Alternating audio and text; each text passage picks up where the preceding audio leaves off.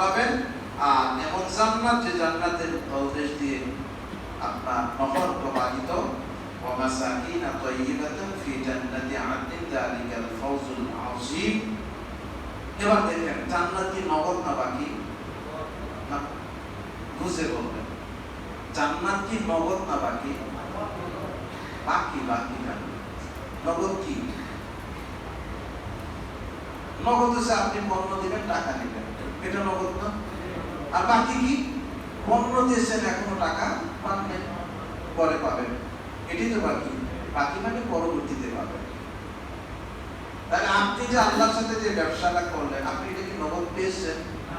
নগদ কিন্তু পাইনি। কারণ যে জান্নাতের কথা বলা হয়েছে, সেই জান্নাতটা কেবল মরলেই পাওয়া যাবে, নাকি পাওয়া যাবে নাকি জীবিত কি জান্নাত পাওয়া যাবে?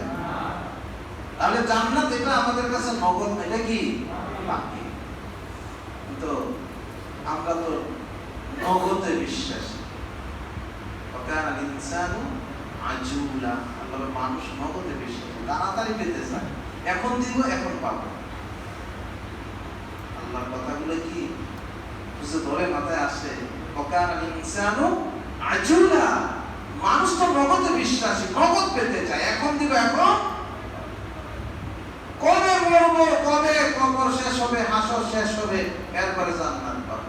আরে 50,000 বছর তো হাসরের মধ্যে দাঁড়াই থাকা লাগবে।